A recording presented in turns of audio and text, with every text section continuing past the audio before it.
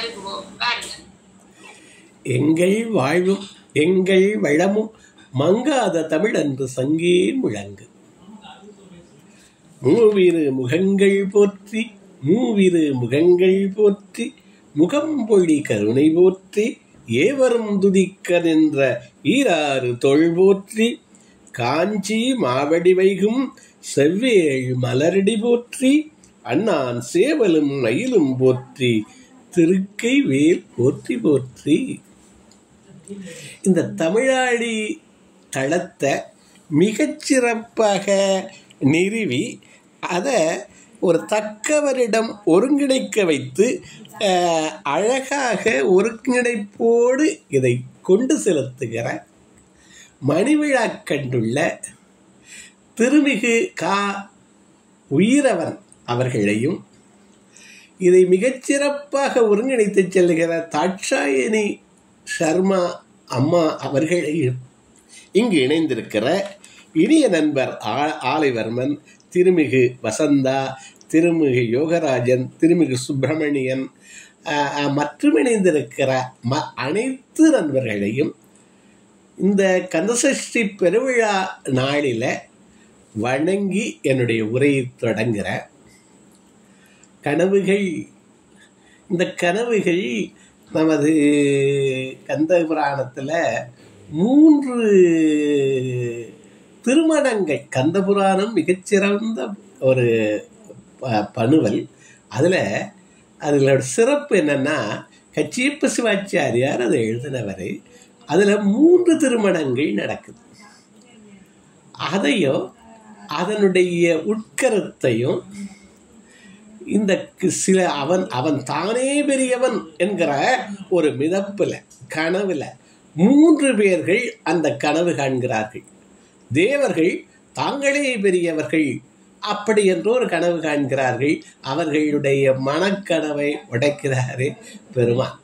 2வது பிரம்மன் நான் தான் படைப்பு கடவுள், எனக்கு மேலொருவர் இல்லை அப்படி என்கிற அவருடைய அந்த மனக்கனவு அந்த ஆணவத்தை உடைக்கிறாரு பெருமான். அதே போல சூரபன்மனுடைய அவனுடைய கொடுமைகளை அதையெல்லாம் அந்த கொடுமையெல்லாம் எப்படி வருது? மனக்கோட்டையில தான் வருது, இந்த ஆணவத்தில் தான் வருது. அவனை ஆட்கொள்கிறான் பெருமான். இந்த கதை தான் கந்தபுராண கதை. அதனுடைய உட்கருத்து அது புராணம் 1,00,000 கிரந்தங்களாலே ஆன ஸ்கந்த புராணம் அப்படி என்கிற வடமொழி காப்பியத்தை கச்சியப்ப சிவாச்சாரியார் தமிழில் தர்றார். கச்சியப்ப சிவாச்சாரியாரே காஞ்சி மாநகரத்தில் அங்கே இருக்கிற குமரக்கோட்டத்தில் 30 திருமேனி தீண்டுகிற குலத்தில் வந்தவர். அந்த எப்படி அமைந்திருக்குன்னா அந்த குமரக்கோட்டம் சோமாஸ்கந்த மூர்த்தம் அந்த மாதிரி அமைஞ்சிருக்கான். எப்படி? அதாவது ஒரு பக்கம் ஏகாம்பரேஸ்வரர் கோயில் சோமன், இன்னொரு பக்கம் உமையம்மையாகிய காமாட்சி கோயில், நடுவில் இது அமைந்திருக்கிறது.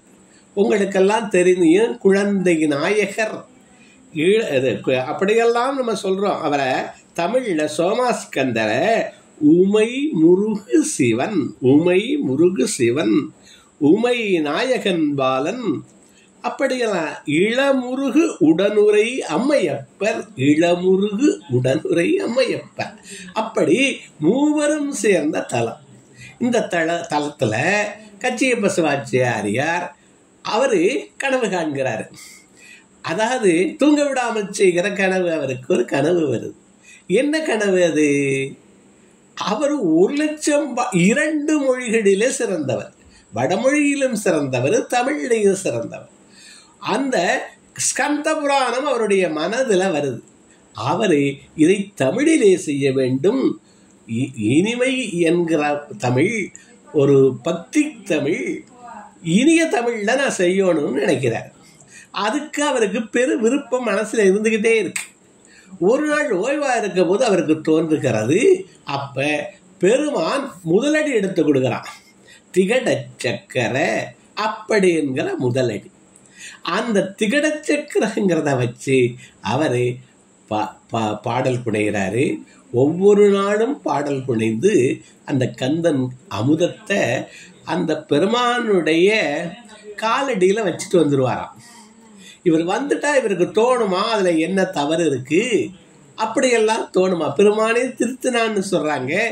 அது இவர் மனதிலே தோன்றும், நம்ம எழுதணுமே, எழுதி கொண்டு வச்சிருக்கோமே அப்படின்னு அதை திருத்திடுவாராம். மறுநாளில் ஏதாவது தவறுகள் இருந்தால் அரங்கேற்றும் போது ஒரு புலவனுடைய கேள்விக்கு முருகப்பெருமானே வந்து பதிலிருத்ததாக ஒரு கதையும் உண்டு, தொன்மை கதையும் உண்டு. நான் அதையெல்லாம் விவரித்தால் அதிகம் இருக்குங்கிறதுனால எனக்கு ஒரு 20 நிமிடம் 15-20 நிமிடம் கொடுத்திருக்கிறார்கள். அதற்குள்ள இந்த அமுதம் பாலித்தான் என்ன அமுதம் அது அப்படிங்கிறத உங்களோட அந்த கனவு மாதிரி அவருக்கு நினைவும் கனவுமாக வந்து அவர் எழுதினாரு. கச்சியப்ப சிவாச்சாரியார் மிகச் சிறப்பான பணவர். அதுல அந்த என்ன அதுக்கு இது எழுதுறாரு, வற்றா அருள் சேர் குமரேசன் வன்காதை. மிகச்சிறந்த கதை, வன்காதை, வழமையான காதை. அத வற்றா அருள் சேர், அது எந்த மாதிரியாவது அருள், அது வற்றாத அருள் அவனுடையது. மற்றவர்களுடைய அன்புலாம் வற்றி போகும். வற்றா அருள் சேர் குமரேசன் வன்காதை தன்னை சொற்றாரும், சொன்னவங்க சரி, சொற்றாரும் ஆராய்ந்திடுவாரும், அதுல உள்ள நுட்பமான பொருட்களை, பக்திய மற்றவற்றையெல்லாம் ஆராய்ந்திடுவாரும், துகள் உறாமே கற்றாரும். கற்க கசடர கற்கன்னு நமக்கு தமிழ் சொல்லித் தருது. இவர் என்ன சொல்றாரு, துகள் உறாமே, கசடு இல்லாமல் கற்றாரும், கற்பான் முயல்வாரும். இது இந்த இதுக்கு மட்டும் இல்லை, ஒரு நல்ல நூலை நான் இப்போ நிறைய ஆங்கில நூல்களை படிச்சுட்டு தமிழில் சொல்கிறேன். இன்றைக்கு இன்னொரு 7 மணிக்கு ஆல்கெமிஸ்ட்னு ஒரு நூலை சொல்ல இருக்கேன். என்னுடைய தளத்தில் அது வருது, என்னுடைய யூடியூப் தளத்திலையும் விளைஞ்சித்தான்னு போட்டால் வரும். அப்போ எந்த நூலாக இருந்தாலும் இந்த மானுட முன்னேற்றம் அப்படின்னு இருந்தா, மனிதர்கள் முன்னேற்றம் இருந்தா, அதை கற்பான் முயல்வாரும் சொற்றாரும், துகழுறாமே கற்றாரும், கற்பான் முயல்வாரும், கசிந்து கேட்க உற்றாரும், கசிந்து காதலாகி. அந்த கேட்கும் போது அதுல ஈடுபாட்டோட கேட்கணும். என்னமோ சொல்றாருன்னு கேட்டா அதுல ஒன்றும் பயன் இல்லைங்கிறாரு. படிக்கிறதுல அந்த ஈடுபாட்டோடு காதலாகி, கசிந்து காதலாகி, கசிந்து கேட்க உற்றாரும். முழுவதும் கேட்ட முடியாதான், கேட்க முயன்றவர்களும் வீடு நெறிப்பாலின் ஒருவரன்றே, அவர்களுக்கு உய்தி உண்டு அப்படின்னு முதல்ல அந்த காவியத்தை படிக்கிறதுனால என்ன நிகழும், இது எதையும் சிறப்பான தமிழை படிக்கிற போது என்ன நிகழும் அப்படிங்கிறதை இது குறிக்கிறதாக நான் கருதுகிறேன். வற்றா அருள் சேர் குமரேசன் வன்காதை தன்னை சொற்றாரும் ஆராய்ந்திடுவாரும், துகழுறாமே கற்றாரும், கற்பான் முயல்வாரும், கசிந்து கேட்க உற்றாரும், வீடு நெறிப்பாரின் ஒருவரன்றே. இந்த கதையில 3 திருமணம் வருகிறதுன்னு சொன்னேன். முதல் திருமணம் உமாதேவிக்கும் நமது பெருமானுக்கும் நடக்கிற திருமணம். அந்த முதல் திருமணம் அவரு கைலாயத்தில் வீற்றிருக்கிறாரு. சூரபன்மனுடைய கொடுமையினால வாடிய தேவர்களெல்லாம் கைலாயத்திற்கு வந்து பெருமானிடம் முறையிடுகிறார்கள். அவரு உங்களுடைய வாட்டம் என்னுடைய அம்சமாக நான் வந்து உங்களுடைய வாட்டத்தை நான் போக்குவிக்கிறேன்னு அவர் உறுதி கொடுக்கிறாரு. அப்ப பக்கத்துல அவர்கள் அதை வழிபட்டு போயிடுறாங்க. உமாதேவி இருக்காங்க, அவங்க தாட்சாயணிங்கிறத அவங்களுக்கு அப்ப பேர், தட்சனுடைய மகள் அவ சொல்றா, எனக்கு அந்த தட்சன் செய்தது அடாத செயல், அதனால எனக்கு அந்த தட்சனுடைய மகள் அப்படிங்கிற பேர் இருக்கிற போது அது எனக்கு ஒரு ஒவ்வாறுதா தெரியுது. நான் உன்னோடி பார்த்த நமக்கு அம்மா இருக்காங்க, அவங்க தாட்சாயினி சர்மா அப்படி என்று சேர்கிற போது அங்கு அந்த ஒரு பெருமானுடைய பேரை சேர்ந்துருது. அவங்க சொல்கிறாங்க அது அந்த காலத்தில் அப்படி சேர்த்து வச்சுக்கிறதுனால அவங்களுக்கு தெரியல. அவங்க எனக்கு நான் தாட்சாயணி பேர். அப்போ என்ன சொல்கிறாரு, பர்வதராசன் ஒரு தவம் இருக்கிறான், இமவான் தவம் இருக்கான். ஏன்னா அவனுக்கு குழந்தை பேர் இல்லை, குழந்தை பேற்றுக்காக அவன் தவம் இருக்கான். நீ அவனுடைய மகளாக போய் பெற. பர்வதவர்த்தினி பார்வதி என்கிற திருநாமம் அவளுக்கு வருது. ராமயஸ்வரத்தில் பர்வதவர்த்தினிங்கிறதுக்கு தமிழ் பேரு மலை வளர் காதலி. மலை வளர் காதலி. அந்த மலை வளர்க்குது அந்த உமாவை. அவள் போய் அங்கே மானசரோவர் அந்த பொய்கையிலே அவள் பூக்கிறாள், பூமியிலே இருக்கிறாள். இமவான் பர்வதராஜன் வழிபட அங்கே சந்தியாவந்தனத்துக்கு போனவன் இதை பார்த்து அந்த பொண்ணை அழுகுறலை கேட்டுக்கிற வந்து மனைவியிடம் ஒப்படைக்கிறான். மனைவி உகந்து ஏற்றுக்கொள்கிறாள். பிள்ளை வளர்கிறது. ஒரு 9-10 ஆண்டு அப்பவே அவங்களுக்கெல்லாம் பருவம் வந்துடுது அந்த காலங்களில். அப்போ அவளுக்கு சிவபெருமான் மேலே மிக வேட்கை ஏற்பட்டுக்கிறான். நான் அவனையே மணப்பேன் அப்படின்னு முருகனை அப்புறம் சொல்ல போறா வள்ளி. அதே மாதிரி அவளையே மணப்பேன். 2 பேரும் அப்படித்தான் இருக்காங்க, தெய்வானையும் அப்படித்தான் இருக்காங்க. அப்போ இவள் உமா அவளை மணக்கணும் அப்படின்னு பார்வதி அவள் தவமை ஏற்றுகிறாள். பெருமான் அந்த தவத்தை ஏற்றுக்கொள்கிறான். அப்போ சொல்லுகிற பாடல்கள்லாம் மிகச்சிறப்பாக இருக்கும். கந்தபுராணம் படித்து பாருங்கன்னு கேட்டுக்கிறேன். அப்போ நீ ரொம்ப கஷ்டமெல்லாம் பட வேண்டாம், என்னை அன்போடு நினச்சாவே நான் உனக்கு அருளுவேன். நாளைக்கு திருமணம். நான் அந்த ஒரு குறிப்பிட்ட நாள் சொல்லிட்டு போகிறார். திருமணத்துக்கு இவர்களுடைய சம்பந்தம் ஏற்பட்டால் தான் முருகன் வர முடியும். அதனால தான் இதெல்லாம் நிகழ்வு. அப்போ திருமணத்துக்கு வருகிற போது நீ என்னப்பா இப்படி வர்ற, எப்படி? அவனுடைய கோவனாண்டியா, அதாவது புலித்தோலை அரைக்கசைத்து வர்றான்.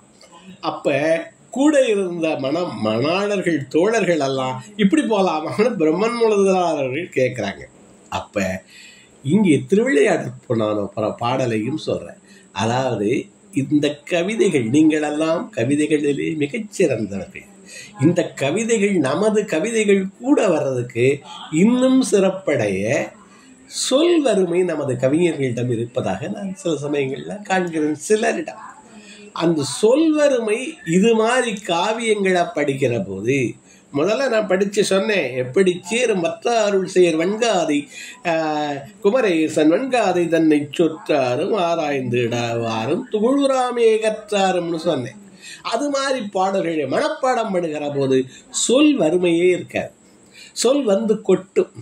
இவர் என்ன பண்ணுறாராம், ஒருத்தியை மணக்கிறதுக்கு எப்பவுமே அவ தான் எல்லாத்தையும் விட்டு கொடுக்குறா. அவளுடைய கோத்திரம் குலம் எல்லாவற்றையும் ஊர் எல்லாவற்றையும் விட்டு கொடுத்து வர்றா. ஆனால் இங்கே பெருமான் இவளை மீனாட்சியை மணக்க எப்படி வந்தார்னு திருவிளையாடல் புராணம் சொல்லுது. அவன் என்ன பண்ணுறான்னா, சடைச்சடையாக இருக்கு, அவன் மணமகனாக வரணும், சடை மறைத்து அதை மறைச்சிக்கிட்டான். என்ன வச்சுக்கிட்டான்? கதிர்மகுடம் தரித்து ஒளி வீசக்கூடிய மகடத்தை பூ வச்சுக்கிட்டானா. சடை மறைத்து கதிர்மகுடம் தரித்து அவனுடைய மாலை கொன்றை மாலை, நறும் கொன்றையம் தார்தணந்து அந்த கொன்ற மாலையை வச்சுட்டானா. நறும் கொன்றையம் தார்தணந்து என்ன பண்ணா, வேப்பம் தொடை முடித்து அவன் பாண்டியனுடைய மகளை கல்யாணம் பண்ணிக்க போறான். பாண்டியர்களுக்கு பூ வேப்பம் பூ, அந்த பூவை வச்சுக்கிட்டானா. வேப்பம் தொடை முடித்து விடராக கல நகர்த்தி அவன் அணிந்திருக்கிறதெல்லாம் அணிகலன்கள்லாம் பாம்பு, அதையெல்லாம் அகற்றிட்டானா. விடனாக கல நகர்த்தி மாணிக்க சுடர் பூணேந்தி, கையிலே ஒளி வீசக்கூடிய பூண் ஏந்தி கொண்டான், தடி ஏந்தி கொண்டான். மாணிக்க சுடர் பூணேந்தி விடை நிறுத்தி, அவனுடைய கொடியில் என்ன இருக்கு? காளமாடு இருக்கு, அதை நிப்பாட்டிட்டானா. என்னத்தை எடுத்துக்கிட்டா? கயல் எடுத்து வழுதி மருமகனாகி கயல் கொடியை ஏற்றிக்கிட்டான்.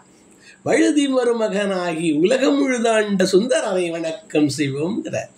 மிக அழகான பாடல். எதையெல்லாம் ஒரு ஒரு கணவன் மனைவிக்காக விட்டு கொடுத்த பாடல் இது.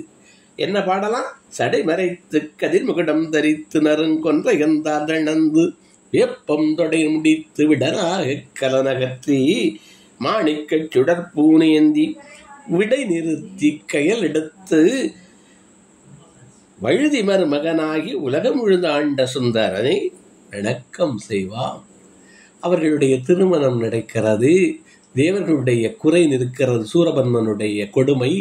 அப்போ 6 பொறிகளாக அவருக்கு 5 முகம், அதோ முகம் என்று உள்நோக்கி ஒரு முகம் சொல்லுகிறார்கள். 6 முகத்திலிருந்து நெற்றிக்கண் வழியாக அந்த 6 பொறி தீப்பொறிகள் வந்து அது சரவண பொய்கையிலே இந்த கலந்து அந்த தீப்பொறிகள் அது 6 குழந்தைகளாக உருவாகி 6 கார்த்திகை பெண்கள் வளர்த்து உமாதேவி அணைக்க அவன் கொள்கிறான். எப்படி வர்றான்? அருவமும் உருவமும் ஆகி அருவமும் உருவமும் ஆகி அனாதியாய் பலவாய் ஒன்றாய் வருகிறான். அனாதியாய் பலவாய் ஒன்றாய் பிரமமாய் நின்ற சோதி. இந்த சோதி யாரு? சிவன். சிவனுடைய அம்சம். அருவமாகவும் இருக்கான், சிவன் உருவமாகவும் இருக்கான், அனாதியாக இருக்கிறான். அருவமும் உருவமாகி அனாதியாய் பலவாய் ஒன்றாய் பிரமமாய் நின்ற சோதி பிழம்பதோர் மேனியாக கருணை கூர் முகங்கள் 6 கரங்கள் 12 கொண்டே ஒரு திரு முருகன் வந்து ஆங்கு உதித்தனன் உலகம் உய்ய. உலகம் உய்வதற்காக அவன் வந்துதான் இருக்கு. என்னோட கொடுத்த நேரத்தில் இருந்து வர 5 நிமிடம் இருக்கிறது. அப்படி வந்தவன் என்ன அவனுடைய இந்த வந்து திருச்செந்தூரிலே படைவீடு அமைக்கிறான். முன்னாடி வருகிறவர்களை எல்லாம் அழிக்கிறான். இந்த காப்பியம் என்னத்தை தான் சொல்லுது? இந்த மணக்கோட்டை கட்டியவர்கள், மணக்கனவு கண்டவர்கள், ஆணவத்தாலே 3 பேருடைய ஆணவத்தை அவன் அருள்கிறான். ஆட்கொண்டு அவர்களுக்கு உரிய அந்த புத்தி கொடுக்கிறது மாதிரி. அதுதான் காப்பியத்து. எந்த 3 பேரு? முதலிலே பிரம்மன். அவன் தன்னுடைய இறைவனை பார்க்க போறான், சிவபெருமானை பார்க்க போறான். அப்போ முருகன் இருக்கிறாரு. இவன் முருகனை பார்க்காமையே கண்டுக்காம போறான். முருகன் வேற யாரும் இல்லை, சிவனுடைய அம்சமாகவே வந்தவர். அதனால அவன் இந்த பிரம்மனை கூட்டு அந்த பிரணவ பொருள் கேட்கிறான். பிரமணாலே அது சொல்ல வரல அந்த நேரத்தில். அப்ப அவன் அங்கு தண்டிக்கப்படுகிறான். அவன் அறிவூட்டப்படுகிறான். முதலுடைய. 2வது, இந்த தேவர்கள் எல்லாம் தட்சனுடைய யாகத்தில் அவர்களுக்கு விதிக்கப்பட்டது என்ன? சிவனோடு முழுமுதற்கனோடு அறத்தோடு நிற்கணும். அவர்கள் அறத்தை விட்டு பிறழ்கிறார்கள். அடுத்தவனிடம் போய் அவன் செய்கிற அபிசார என்னமோ அந்த இதுகள்லாம் சொல்றாங்க, வேள்விகள் எல்லாம் ஒவ்வாத வேள்விகளுக்கு துணை போகிறார்கள். அதனால அவர்கள் சூரபன்மனாலே தண்டிக்கப்படுகிறார்கள். சூரபன்மனுடைய கொடுமைகளால் அவர்களும் அங்கே அந்த அவர்களுடைய ஆணவம் என்கிற மனக்கோட்டை மனக்கனவு அங்கே தகர்க்கப்படுகிறது. அதற்கப்புறம் பெருமானிச்சடன் அடைகிறார்கள். அப்பதான் திருச்செந்தூரிலே நிற்கிறான் அவன். அப்ப கிரௌஞ்சமலையை பிளக்கிறான். அங்கே அந்த பாலகன் இவன் ஒரு எயிறு என்ன பாலகனாவே என்ன நினைக்கிறாரு? அவன் ஒரு இது கூட பல்லு கூட முளைக்காத 8 அண்டங்கள் மேலே 1008 அண்டங்கள் நான் ஆடுறேன். அவன் வால் எயிறு தோன்றிலா பாலகன், அந்த பல்லு கூட முளைக்காத பாலகன் அவனை இகழ்கிறார் சூரன். அவன் சூரனை ஆட்கொள்கிறான். என்னவா மாறுறாரு? சூரனை அழிக்கல, அவனை வேலாகவும் மயிலாகவும் மாற்றுகிறார். மயிலை வாகனமாக ஏற்கிறார். அந்த இவன கொடியிலே குக்குடம் வாழ்க மங்கை வாழ்க அப்படின்னா அடியார்கள் எல்லாம் பாடுகிற மாதிரி அவர்களை ஏற்றுக்கொள்கிறார். அந்த மாதிரி அந்த ஆணவத்தை அழிக்கிற, மனக்கோட்டைகள் கட்டி அந்த கனவுகளிலே வாழ்கிற, அது சரியான கனவாக இருந்தால் சரி, ஆனால் இல்லாததுனால அதை அழிக்கிற ஒரு பெரிய இந்த காப்பியம். அதில் அவனுடைய ஒரு பாடலை சொல்லி இதை நிறைவு செய்கிறேன். அவரே, இது அருணகிரிநாதருடைய பாடல், கந்தன் கதை அமுதம். என்ன பாடல்? ஏறுமையில் ஏறி விளையாடு முகம் ஒன்றே. இந்த 6 முகம் சொல்ற, கருணை கூறு முகங்கள் 6, கரங்கள் 12 அவன் வந்தான். இந்த 6 முகத்தை ஒரு 3 நிமிடத்துல சொல்லி 2 நிமிடத்துல சொல்லி நான் நிறைவு செய்கிறேன். ஏறுமையில் ஏறி விளையாடு முகம் ஒன்றே. அதாவது மற்றவர்களுடைய கடவுள்கள் எல்லாம், மற்ற மதங்களிலே உள்ள கடவுள்கள் எல்லாம் அவர் தனித்தே இருக்கிறார். ஆனால் இங்கு நாம் வழிபடுகிற கடவுள் எப்பொழுதும் அன்னையோடு இருந்தேதான் இங்கே எல்லாம் வழிபாடு நடக்குது. 2 பேரும் இணைந்தேதான் அருள்கிறார்கள். வேய் உரு தோழி பங்கனவன், மூங்கில் போன்ற தோள்களையுடைய அம்மையோடு அவன் இருக்கிறான். எப்படி இருக்கிறான்? மிக நல்ல வீணை தடவி இருக்கான். ரொம்ப மகிழ்ச்சியோட இருக்கான். நான் மகிழ்ச்சியோட இருந்தா தான் உங்களுக்கு மகிழ்ச்சியை நான் தர முடியும். நானே அழுது பிடிச்சிக்கிட்டு இருந்தா உங்களுக்கு தர முடியுமா? அவன் மிக நல்ல வீணை தடவி, எப்படி வீணை தடவுறதே ரொம்ப பெருசு, மிக நல்ல வீணை தடவலாம். அப்படி அவன் என் உளமையை புகுந்தவனால் அவன் யார்? அந்த விடத்தை உண்டவன். எதற்காக? இந்த மானுடர்கள் எல்லாம் உய்ய வேண்டும், நன்றாக வாழ வேண்டும் என்பதற்காக வந்த துன்பத்தை ஏற்றுக்கொண்டவன். வேயுறு தொழிமங்கன் விடமுண்ட கண்டன் மிக நல்ல வீணை தடவி என் உளமையை புகுந்ததனால். இவன் என்ன பண்றாங்க? முருகன் எப்படி இருக்கான்? ஏறுமையில் ஏறி விளையாடு முகம் ஒன்றே. அந்த மகிழ்ந்து அவனும் இருக்கிறான். இது முதல் செய்தி. 2வது செய்தி, ஈஸ்வருடன் ஞான மொழி பேசு முகம் ஒன்றே.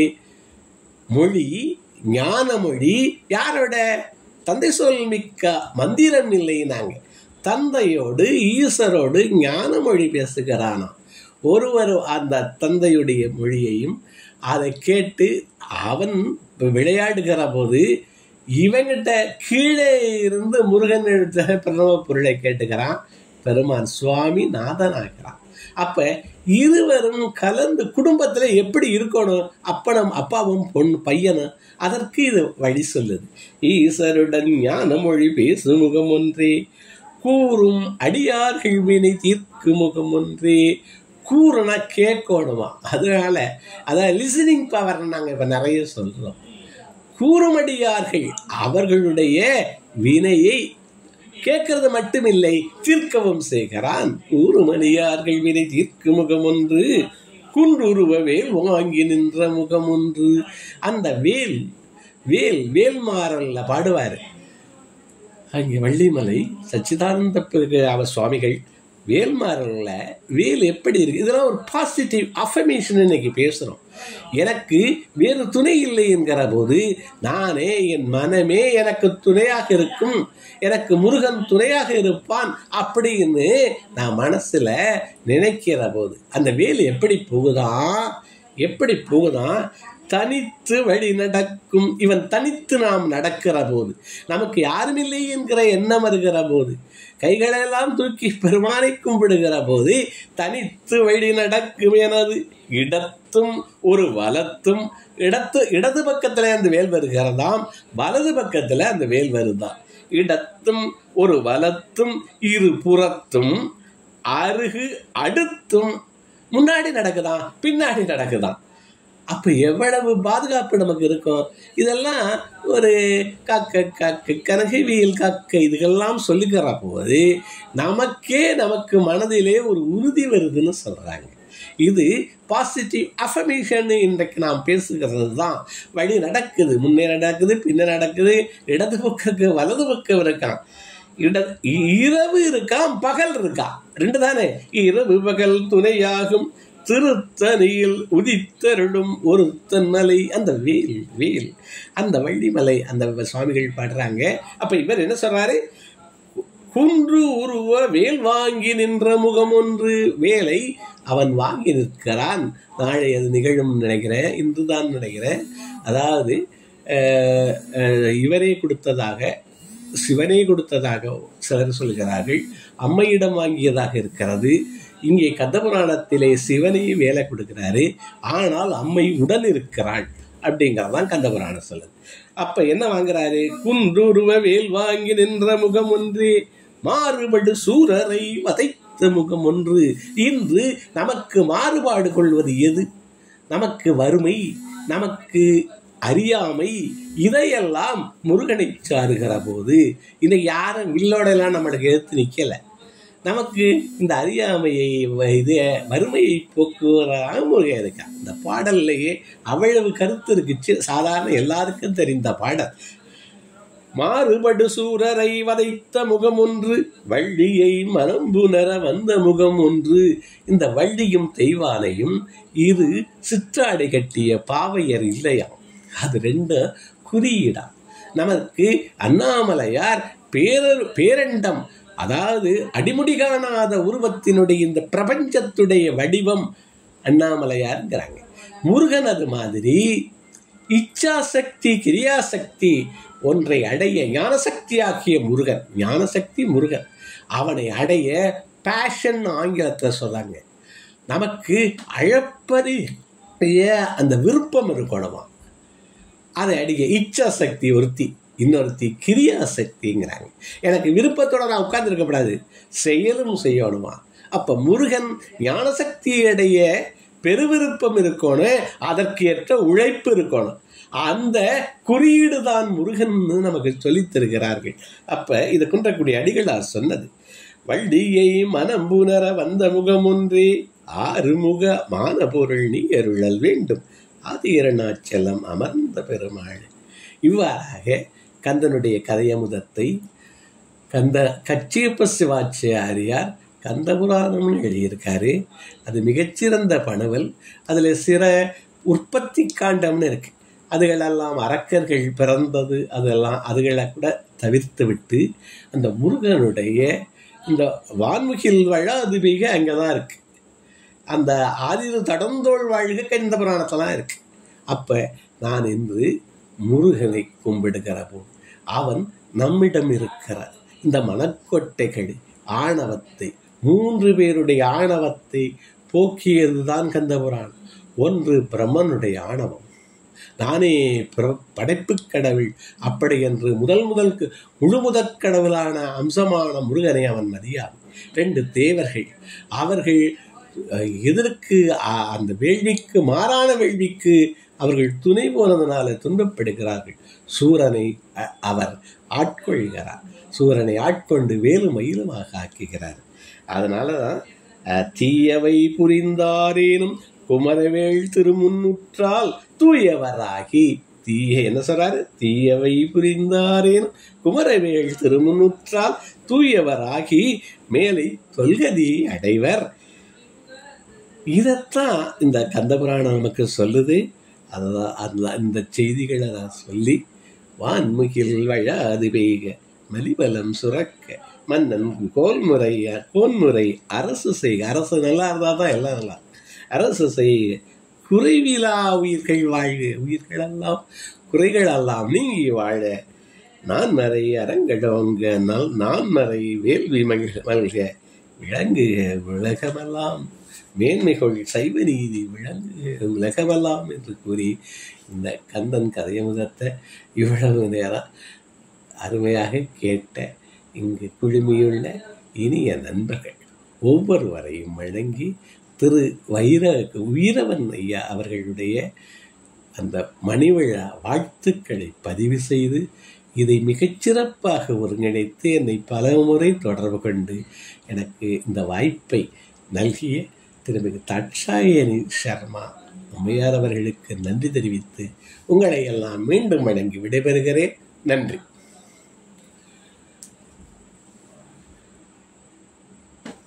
நன்றி திரு சொக்கலிங்கம் விடைத்திட்டான் ஐயா. இன்று இப்போதெல்லாம் நாளை கந்த சூரசம்காரம் நடைபெற இருப்பதால் அனைத்து பக்த அடியார்களும் கந்த புராணத்தை கேட்பதற்கு தாங்களும் நமது தமிழாளியின் கவிமுத்து நிகழ்ச்சிக்கு வந்து அருமையான இந்த கவிதையில் ஆன கந்த புராணத்தை கந்தன் அமுதம் என்கின்ற தலைப்பின் எமக்கெல்லாம் வழங்கி சென்றது நாம் கொடுத்து வைத்தவர்கள். ஏனென்று கேட்டால் கவிமுத்து தளத்தோடு கவிதைகள் எல்லாம் பக்தி இலக்கியத்தில் இருந்தும் ஆரம்பித்தவை என்று நாம் எல்லாம் அறிவோம். ஐம்புலரும் கற்சிக்கும் இனிமை தரும் முருகனை இனியன் சால இனியன் எண்ணாது வண்ணம் இயம்புவது கதிர் மணி அவன் இன்னிசை அவன் இன்சுவை முருகன் நல் மனம் அவன் தண்ணிய தென்றல் அவனே அவனை அரிய பொருட்கள் எவற்றிலும் மேலோன் என அறைதல் மிகையாங்கொல் கண்ணிற்கினியானை காதிற்கினியானை நாவிற்கினியானை உயிர்ப்பிற்கினியானை உடலிற்கினியானை நெஞ்சிற்கினியானை உயிர்க்கு இனியான் அவனென்றோ என்று இந்த கந்தபுராணத்திலே அத்தனை முருக பெருமையையும் முருகனின் பக்தியையும் அவனின் ஆணவத்தை சூரபத்மனின் ஆணவத்தை அடக்கி காலின் கீழ் சேவலும் மயிலுமாக்கி கொண்ட திருமுருகன் பெருமைதனை இங்கு நீங்கள் வணங்கி சென்றவையை நினைத்து அந்த முருகன் நம்மோடு வந்ததாகவும் இங்கு இருந்ததாகவும் நாங்கள் பெருமை கொள்கின்றோம். அனைத்து கந்த சஷ்டி பக்தர் அவர்களுக்கும் இந்த சிறப்பு உரையாடல், ஒரு கவிதையாடல், ஒரு பக்தி இலக்கியத்தின் ஒரு குறிக்கோளுடன் வழிகாட்டியமை நமக்கெல்லாம் கொடுத்து சென்றதுக்கு மிகவும் நன்றிகளும் வாழ்த்துக்களும் திரு விடைத்திட்டான் ஐயா அவர்களுக்கு. இங்க நிகழ்ச்சிக்கு வந்து நம்ம தமிழாளியோடு இணைந்து கவிமுத்து தளத்தை பக்தி பூர்வமாக மாற்றி சென்ற உங்களுக்கு நமது நெஞ்சார்ந்த நன்றிகளை தெரிவித்துக் கொள்கிறோம். நன்றி ஐயா. மிக்க நன்றி, மிக்க நன்றி. நன்றி நன்றி. நீங்கள் இவ்வளவு நேரமும் பார்த்து கொண்டிருந்த கனடா தமிழாளியின் கவிமுத்து தளத்திலே முருகன் அமுதம் கனவுகளில் அழியா கனவு அவன், அதையும் நாம் நினைத்துக் கொண்டு இங்கே பயணித்துக் கொண்டிருக்கின்ற